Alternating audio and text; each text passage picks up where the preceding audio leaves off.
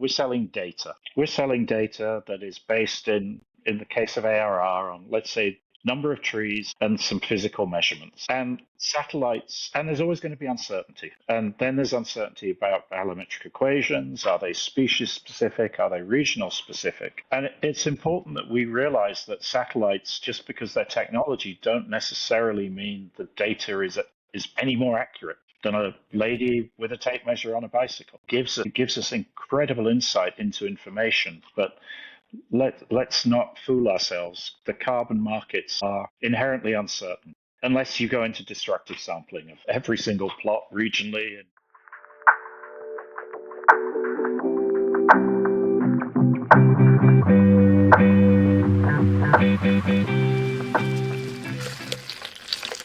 Back for another episode of the Voice of Generation Climate, TVOGC. Today we have with us an old partner to Climes, Pradyot Porwal, who is the founder and CEO of Medius Earth. And we also have with him the CIO, Chief Investment Officer of Medius Earth, Andrew MacCormack. What a pleasure to have you both with us today. Good to be here. Thanks, Sunny. Yeah, pleasure is ours. So Pradyot, how would you introduce Medius Earth? I can think of it best as an effort to originate, design, implement large-scale carbon sink development with ecosystem benefits. But how would you best describe it today? Yeah, so the simplest description is basically being a nature-based project origination company. And there could be several ways of sort of monetizing nature as an asset class, but the primary sort of asset class that we have sort of chosen to focus on at the time being is through the carbon markets. So most of our work is, as you sort of rightly said, origination, design, and then implementation and management of large-scale land restoration projects.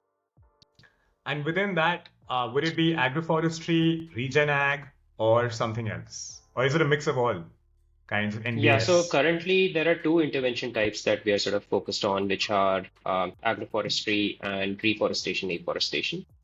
We haven't really looked at the rest of the intervention types within the nature-based spectrum. It could be a fairly wide spectrum, as sort of you would appreciate fairly well as well. But those are the two primary intervention types that we are currently focused on, with a couple of more sort of that are being explored to sort of help enhance the attractiveness of land restoration. And the primary reason to sort of choose this was to have the vision, basically, or driven by the vision that we need to bring our well-functioning ecosystem and forests back that we've lost over the past couple of centuries. This comes under the category of AFOLU or AAR, right? Agroforestry, ARR, afforestation, and reforestation. Is Medius Earth more of an effort towards removing carbon, or is it more of an effort driven by livelihoods impacted? Which one comes first, or are both in tandem? So I would say, given the fact that all of the work that we do primarily gets funded through the carbon markets, the lens ends up naturally sort of being a bit more carbon, and how are we sort of creating more well-functioning ecosystems. But a very, very sort of integral part of that is the livelihood generation aspect as well that you sort of described, right? So it's a great win for us, and it is very much part of the core design through which we would sort of work on our projects. But effectively, the way the carbon world works is that it looks at biodiversity, livelihoods, and other socioeconomic benefits as what they generally, the word that gets thrown around is co-benefits. So let's just stick to the same terminology and sort of work with that, at least for the time being. Yeah. And as humans have a tendency to only be able to work with things once we know how to price them, right? If it's not tangible with a price, it's very difficult for people to relate to it subjectively. And I think that's where the role of the carbon markets, however imperfect they are, have been really, really important, right? It's the first form of pricing in the environmental world, really. I think everything else that's being built, biodiversity credits, water credits, are kind of piggybacking on the infrastructure built for carbon credits, right? Carbon markets. So Andrew, can you walk us through a story, an example, a case study of how carbon markets have been really effective in ecosystem restoration and consequently livelihoods Sure, benefited? sure. I'd also just like to pick up a little bit on the carbon markets and Yeah. sustainable livelihoods. So for us, carbon is obviously our reason to exist. But within looking at carbon and sustainable livelihoods, we see carbon as the vector. So we spend a lot of time looking at a multiplier effect and an impact effect. So in terms of community revenue share in carbon, how does that compare to what we believe nature-based restoration and regeneration actually means, both in monetary and non-monetary aspects for communities and for farmers? And the sort of multipliers that we see are probably 8 to 10 times. So, for instance, giving you an example, Annie, of a community revenue share in carbon. Our primary project, Regenerating Rajasthan, over a significant period of time, 10 to 15 years, we hope that carbon revenue shares will match on an annual basis a typical village development project. So it could be $25,000 a year, it could be $30,000 in rupee equivalents. But in terms of the planting modules and planting philosophy that we are following, we hope that the value of fruit and the value of non-timber forest products, be it medicines, resins, gums, fodder, could be 8 to 10 times that amount for the community. And in terms of per hectare multiplier, the numbers are very, very significant. So you'd go from a typical subsistence hectare being worth a lakh and a half to a farmer, or even less to a community. So maybe it could be generating 5 to 10 lakhs per year in both monetary and non-monetary income. So if you will, that's is really one of the touchstones in terms of how we see things impacting communities. That's from 1 hectare, right? Mm-hmm. 5-10 Yeah.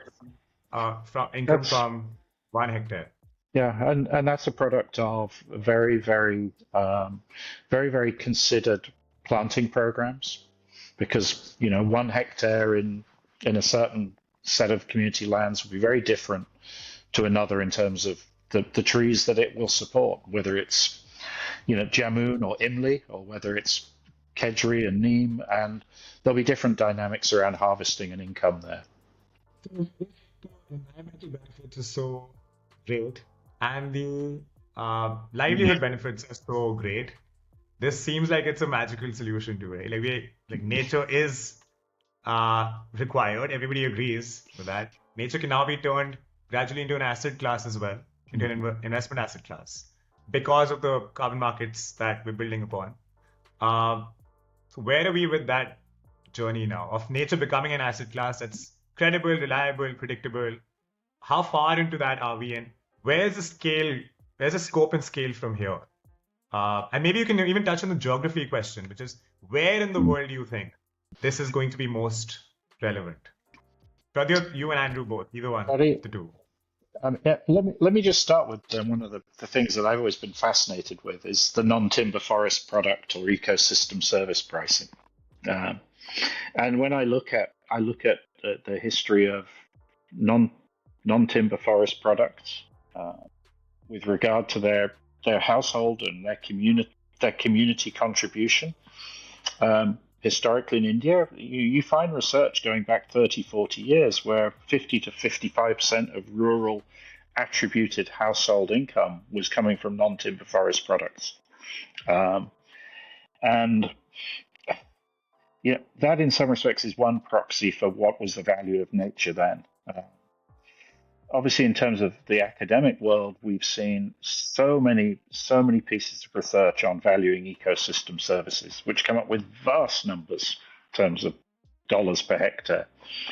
And I think at the moment we still have a disconnect between relatively small numbers, so maybe lakhs per hectare, versus academics' view of ecosystem services could be crores per hectare, depending on where you are. I think that's one of the real challenges for nature-based solutions at the moment. Do they trade at a similar price to carbon? Are they layered in carbon, which is I think where the biodiversity credit market might grow, or are they just a completely different asset class? But at which point though you then have who are the buyers and how do you persuade them to make the step, Sari, that you were talking about, which is they can quantify carbon, and now carbon is priced, they can quantify it in their balance sheet. How you quantify true ecosystem impact, I still think we're a way away from there. But Praddy, I'm sure you've got very specific views too, or I know you have. No, but yeah, I think in terms of sort of valuing nature as an asset class, well, I think there are no sort of two ways about thinking about the value of nature. I think it's more of a question of where we are pricing it right now, and the pricing is like significantly different from where the value, perceived value is, understood value is, right? And then how do we create the right sort of market mechanisms so that the price starts converging towards the real value? I think that is where the sort of more a lot of work needs to happen. And in terms of the spectrum, Ani, the question that you had asked, we still have a lot of work to do globally to get there, right? I mean, so carbon markets are a fairly imperfect mechanism to try and factor in a bit more of the pricing in the absence of what the true value should be. But effectively, a lot more things in our current economic model and system will need to change significantly for that price to then start sort of converging to where the real value is, right? And some geographies, some countries, some jurisdictions are a little bit more ahead than the others, but on an absolute scale, nobody's sort of close to actually valuing them very well, except for very small one-off cases and exceptions here and there. Yeah, and I think Annie really, as you know, as from a project developer perspective, the practicality of, let's just look at, say, biodiversity credits. I mean, there are, I think, both of us are engaged with a great collective, Art of Forests, and one of the work streams Art of Forests is currently doing is looking at the number of biodiversity standards there are, and we're at 26, 28, 30 standards evolving. How do we as developers pick a standard, and a standard that is going to be accepted, that is rigorous, that will then translate into economic flows? It's not clear to us yet that we know which standards are going to be the Vera or the gold standard, or have the ability that some of the emerging carbon standards like isometrics or ERS. So I think that I think is a major challenge for us as well at the moment.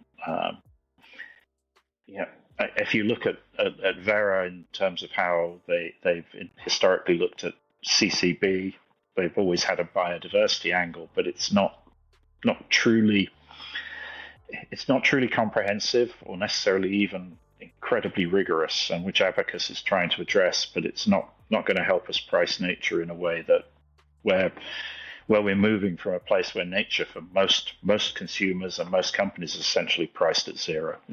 Nature is free. Yeah. So with everything you know now, what system would you design? Is it a market with a lot of intermediaries in between, or is it a market free of intermediaries? So in the attempt to connect a buyer of a nature-based credit with the project developer that actually needs the capital, right? I think at least we're attempting to shorten that gap. We need to increase the amount of scale of capital flow and improve speed, right? So do you see a market with a lot of intermediaries or without? And if you could design that from scratch, which is something I know you're attempting to do with Medius, what is the path of least friction, highest quality, highest integrity? Lots of parts go into this, but with all the historical context you have, what would you design now? Yeah, so see, I mean, from my point of view, in a most idealistic sense, there should be direct access to the market, But I think the great paradox that we live in the current economic world is that you don't see that in any other market, which could be analogous to it, right? So, for example, if you take the real estate market, there are always intermediaries involved to sort of help you undertake transactions. And that is a regulated market. The financial industry is another great example where lots of intermediaries have always existed. They add some amount of value, but it is a fairly regulated market.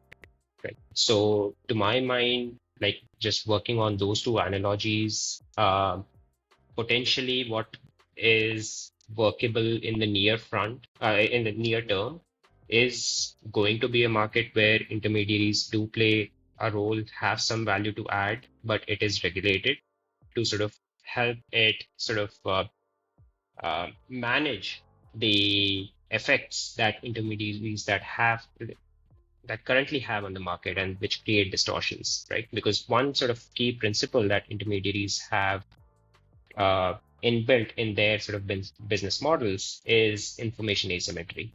And the greater the information asymmetry, the greater is the sort of exploits that they can keep for themselves in a way, right? So essentially, the point is that how do you sort of reduce the chance for that and still sort of try and extract as much of the benefits that you can extract from that market, which is helping everyone sort of navigate through the markets, provide certain essential services that may be required, which as an individual you may not be able to access, and so on and so forth. We have seen, having said that, certain fairly interesting models, registries that are trying to sort of create direct access even for individual landowners. Case in point, Open Forest Protocol or other similar sort of models that are trying to sort of create that market. I hope that it succeeds. Whether it will well or not is something that remains to be seen. Andrew, any thoughts on that?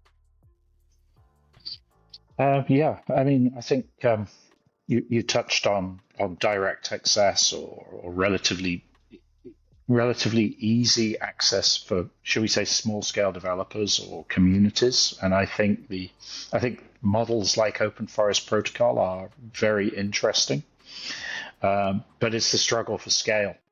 Then there needs to be some sort of aggregation function, and once you're into aggregation, you're into standards or making judgments, at which point intermediaries, potentially have a very important role. I think the point Prad you make about asymmetry of information is a very good one. But if we believe carbon is going to touch pretty much every corporate in the world, it's difficult not to see the emergence of intermediaries. For me, with a sort of maybe a longish term perspective, which would be the financial markets and the evolution of, say, the derivatives world. I think we have to ask ourselves, will carbon become totally financialized? At which point there will be many intermediaries, but history will tell us there will be really dominant players. And by that, I'm talking of the JP Morgans of the world. It's not clear to me that carbon will become financialized because of or necessarily financialized as much as some commentators would have, partly because of the need to retire credits. So, if we're really, really talking about true net zero approaches, then the credits have got to be retired. They shouldn't be traded. And I think that will limit financialization, which by inference would mean that we're going to have lots of small scale intermediaries, because there may never be consolidation in the sort of scale driven by trading desks, driven by liquidity, driven by derivatives contracts. But I may be wrong.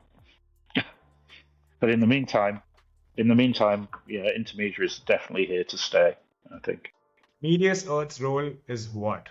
Because you're connecting the buyer to project developer, but you're also part of the project development process, right? Like, you have active projects under development, you have some projects already built. Are you the bridge in between or the project developer, or is it both in the future you're talking about? So we look at ourselves as a bridge between the user of credits and the generator of credits, Okay. which would be landowners, right? So essentially, our work ends up being aggregation of lots of smaller landowners who otherwise would not have had access to large buyers, right? And within that sort of suite of tools, systems, and processes that we have to create to make that happen, we are increasingly now seeing demand to just provide certain parts or aspects of that as a service to other organizations. So partner with other organizations to co-develop projects or even provide that as a service to large organizations which want to sort of create their own projects and so on and so forth. Right.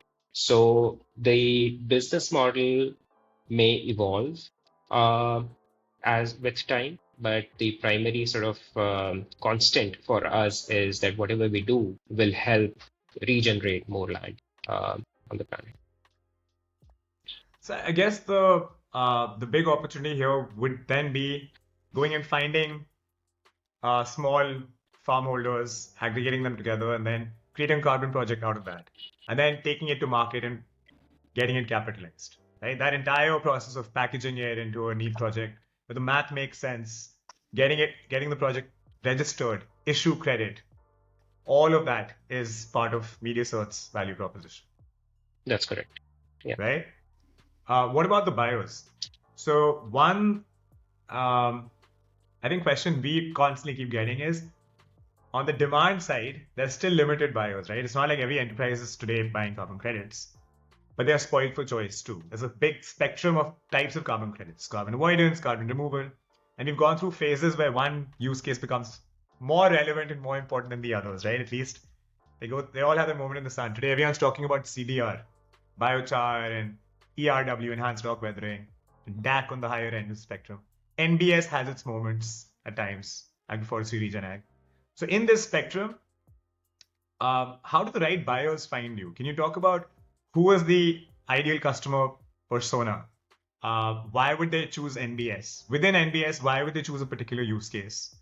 And then how would you really partner with them for the right type of project in your portfolio? Because it's a lot of education, right? That has to be done for each new customer. So yeah, I think that's where I think our approach is maybe slightly different. Primarily because of the backgrounds that both I and Andrew sort of come from.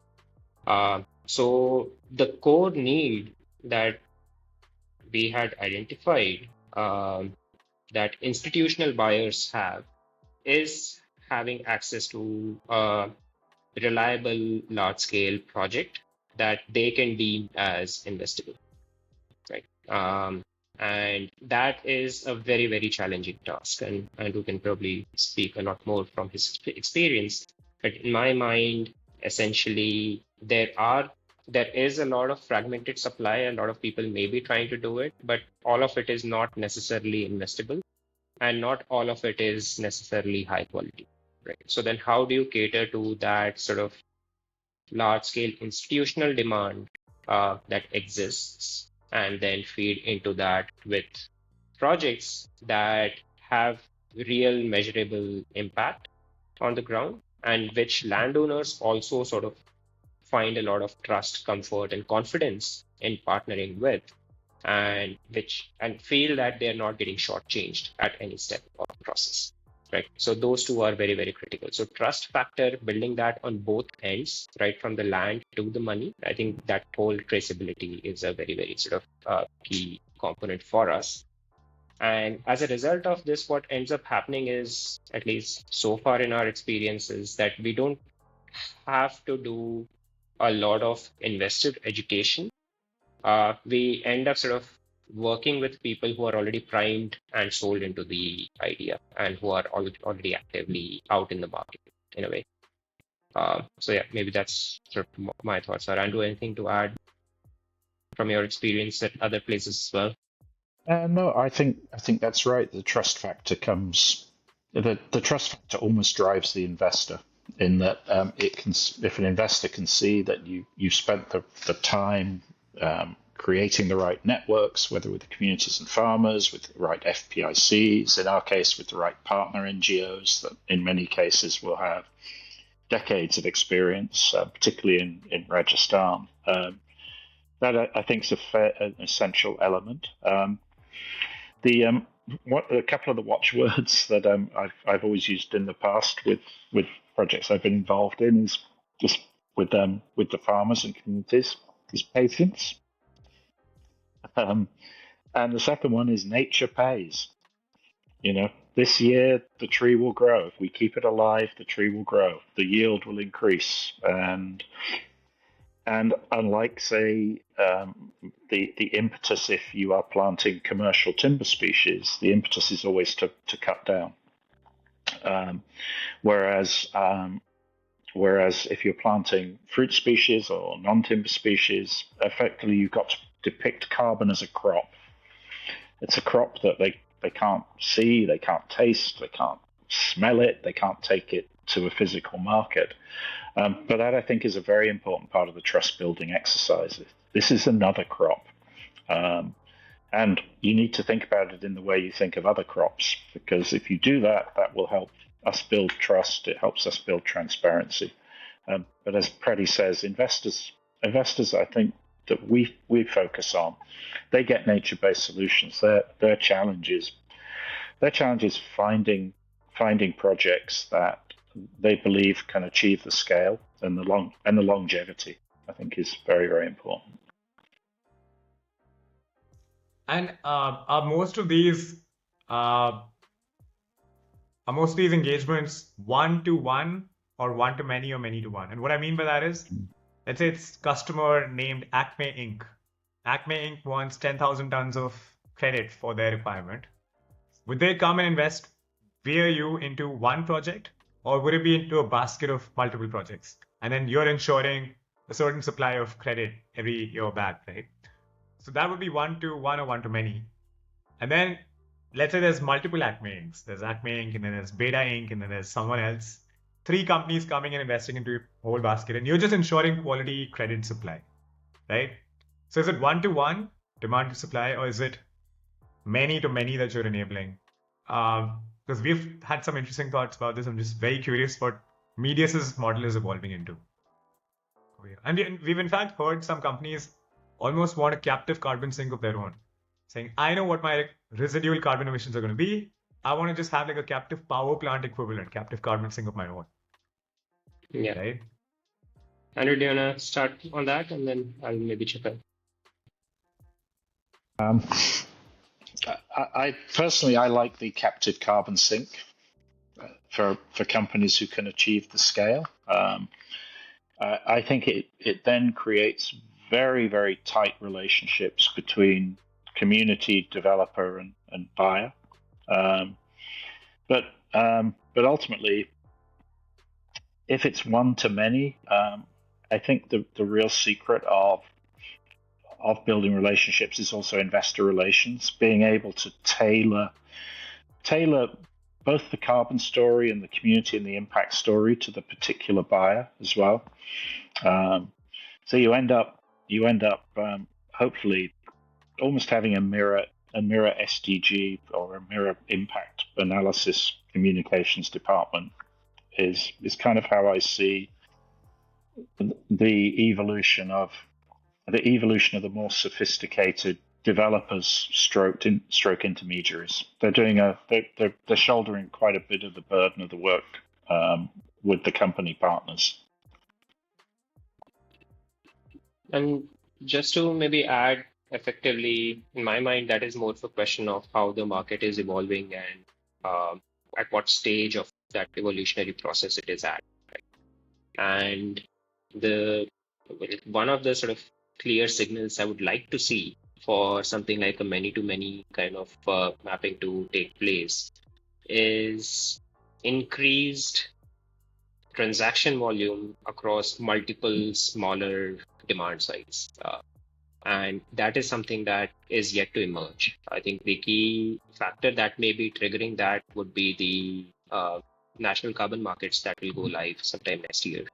And with that, you may see a lot more sort of companies, smaller companies or medium scale companies, uh, also looking to invest and actually partaking in the uh, carbon markets. But otherwise, right now, the demand signals that we see are it's fairly concentrated, and hence it ends up being one to many. So there are no sort of large scale developers that can satisfy a large buyer's demand. So they end up sort of investing in multiple projects or into vehicles that would then combine multiple projects into one, which are typically certain investment funds. What kind of a vehicle? They're typically investment funds. So they would Okay. sort of come in as an LP into Yeah. uh, investment vehicle, which would then in turn invest into several other A projects. basket of projects, right? Correct. And so they would And is that diversify stage, type, geography, all of those. yeah. So that basket creation is done because it's hard to find large scale project developers, or is it more of a de-risking tool to spread out risk? Right? Because Andrew, you said nature pays. Nature will, you plant the tree, will if you maintain it'll grow and it'll pay. But nature is also risky, right? There's a huge element of risk involved. Natural calamity, even human risk. How do you factor that in?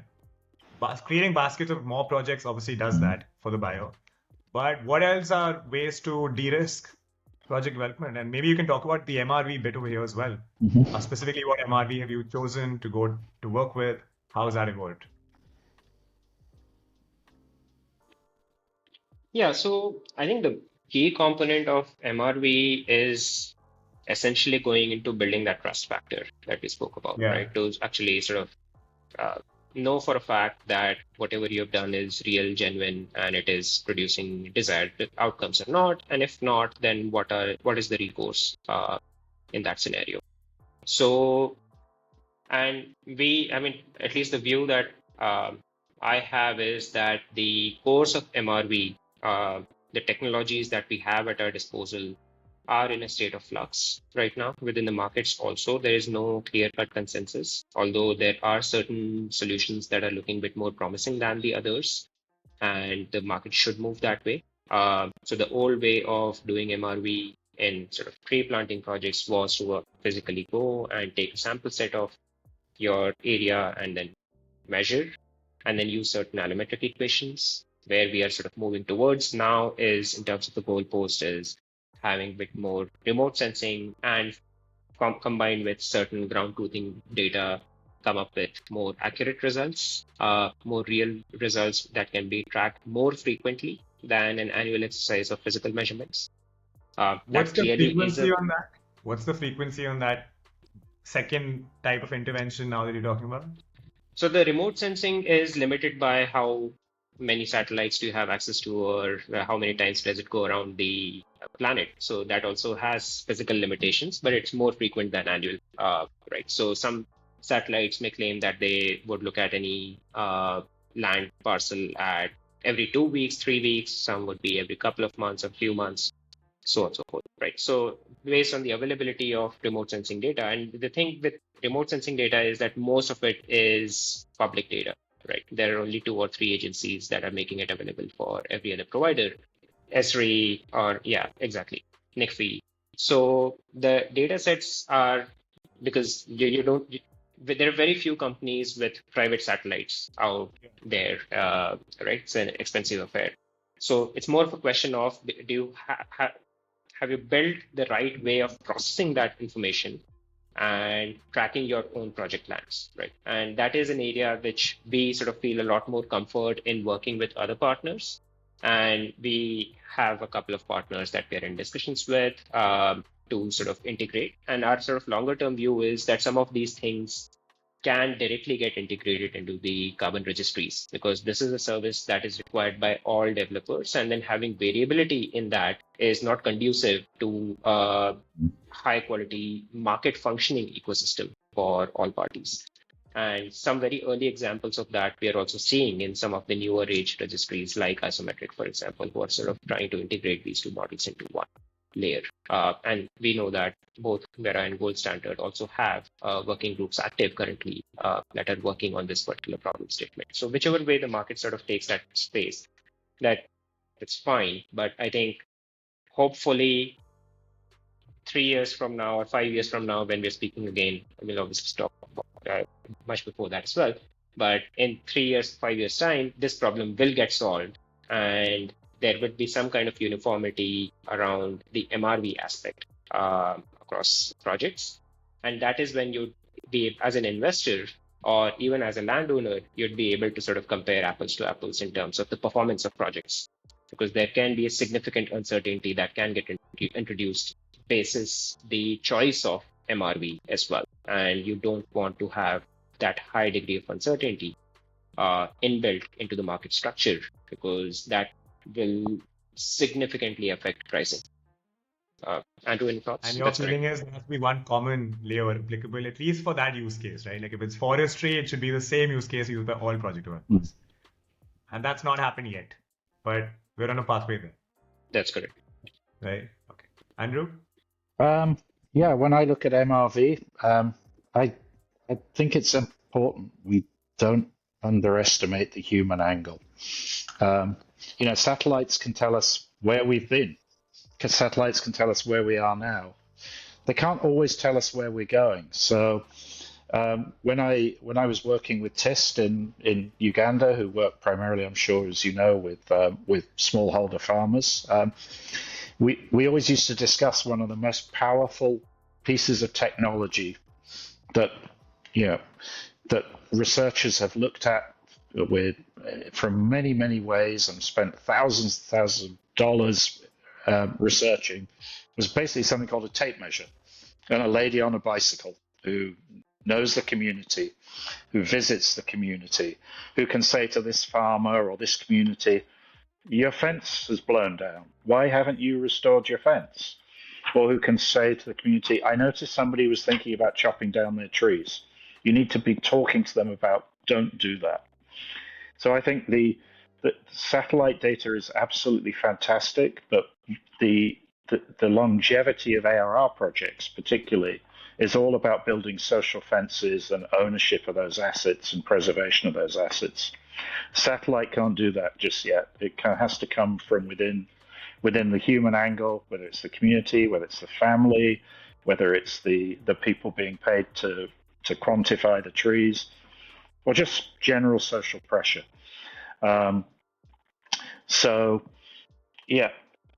Satellites are going to be great. They're going to bring rigor, but ultimately it comes down to people on the ground, trees growing in the ground. And there you need the human angle every time. Almost always have to have an element of remote sensing via satellites and human intervention on the ground. I think so, because if you look at carbon, what are we selling? We're selling data, right? Yeah. We're selling data that is based in the case of ARR on, let's say, number of trees and some physical measurements. And satellites, and there's always going to be uncertainty. And then there's uncertainty about allometric equations. Are they species specific? Are they regional specific? And it's important that we realize that satellites, just because they're technology, don't necessarily mean the data is any more accurate than a lady with a tape measure on a bicycle.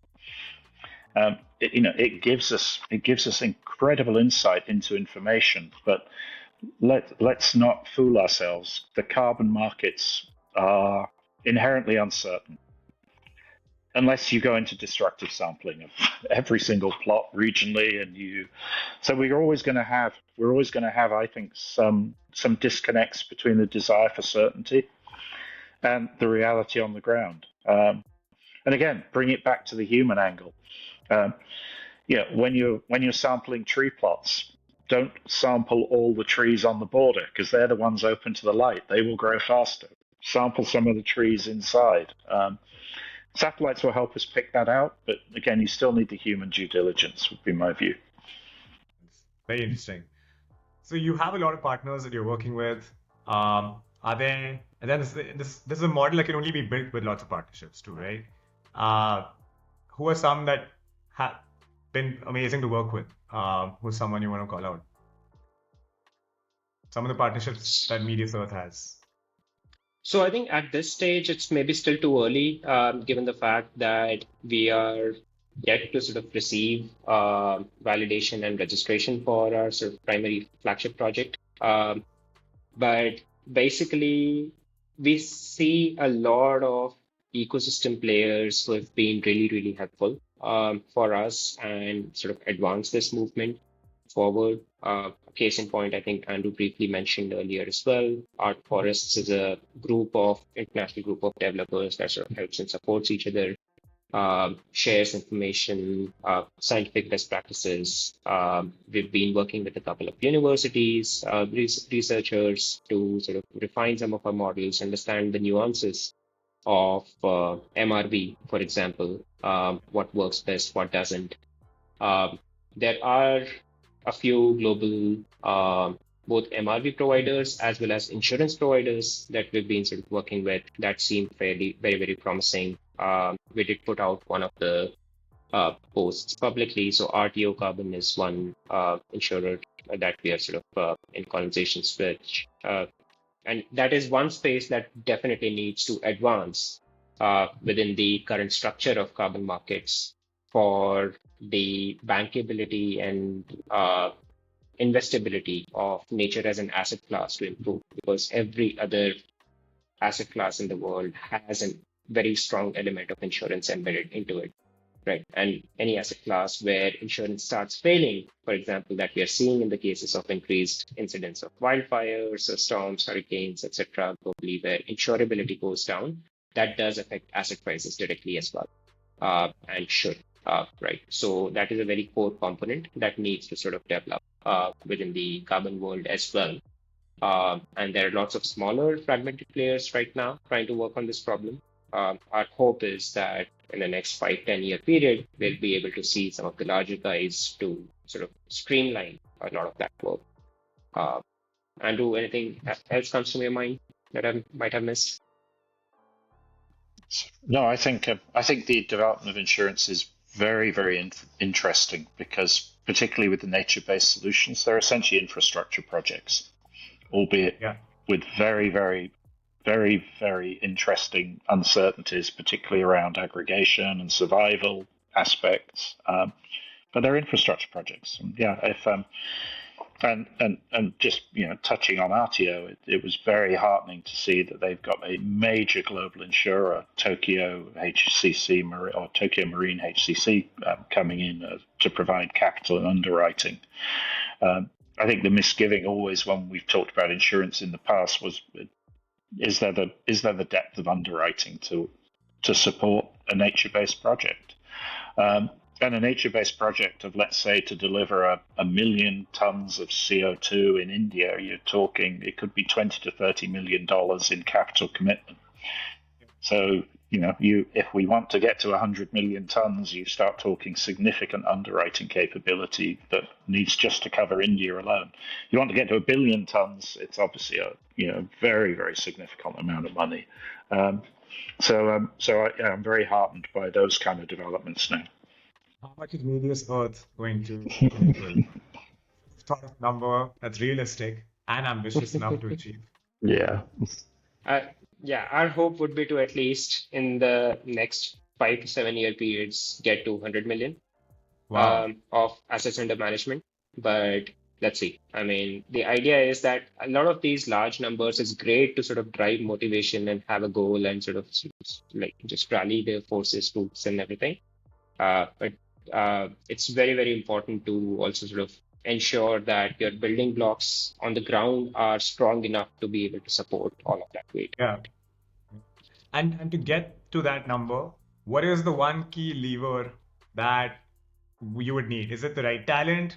Is it projects that can be found to be aggregated? So small farms, smallholder farmers to aggregate and create bundle projects out of? Is it customers who are willing to finance NBS projects in exchange for credit? Is it the right DMRV, MRV partners? Is it registry speed? Like, what is the one key lever out of all of these? Yeah, so you've mentioned all the levers. I think if I had to pick one, I would definitely say money or financing. as the sort of key thing that needs to happen for work to happen. Because at the end of the day, that is the medium of exchange, right? That drives everything else. In the form of offtakes, right? Customer comes in, gives you X amount of capital, and then they're getting credit delivery, because that's what you'll use to finance a project. Yeah, or any form of investment, right? So offtake is a form of investment, but it could be project equity, it could be project debt, it could be advance purchase, pre-purchase, could be clean offtake with debt, and whatever structure. The structure is immaterial. I think what just more matters capital. is that there should be sufficient flow of money to people working on the ground who can then build all of these things the right way.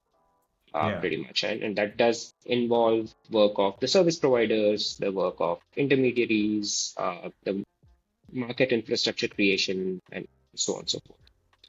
Right. I mean, effectively, one of the things that you see globally is that the kind of boom that you saw like around 2020, 2021 in terms of investments into nature, obviously because of the geopolitics and the macro environment have slowed down in the last few years. But climate change is not a problem where we can sort of afford to take these luxuries, right? I mean, unfortunately, we're running against time. And so there is a very strong need to sort of value this the right way and get the priorities right. And for Medius Earth, I know all your projects today are in India. Will you go beyond India in terms of the supply side project development? That's part one. And second is, do you imagine the capital getting sourced from predominantly Indian customers and financiers, or will it be global? So in the near term, it looks like the projects will be in India, but the financing will be up from outside India. Yeah. There are one or two sort of scenarios where that can significantly change, but at this stage, it's going to be speculation. Okay. Global north to the global south. That entire adage comes true in this model. I would love to. But yeah, there are a lot of riders attached to it as well, right? Absolutely. Great. This has been a truly lovely conversation, Pradyot and Andrew. Appreciate you for what you do at Medius. I think we only need more of this. And I think Pradyot said it right. We can't slow down in the face of climate recession from certain countries in certain parts of the world currently. I think we have to double down. There's not a problem we can just park aside and say, we'll get back to it 2-3 years later.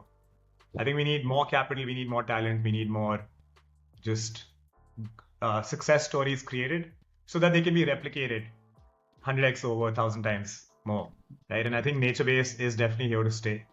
I think we're definitely on our way to making it into an asset class. And really hope that you achieve that 100 million ton a year number. Was it 100 million tons a year or 100 million tons cumulative? In terms of the projected asset value, or rather asset production. Amazing, amazing. Great, guys. Thank you so much for being with us on this episode of TVOGC. Thank you. It was a pleasure. Thanks so much for your time, Ani. Thanks, Andrew.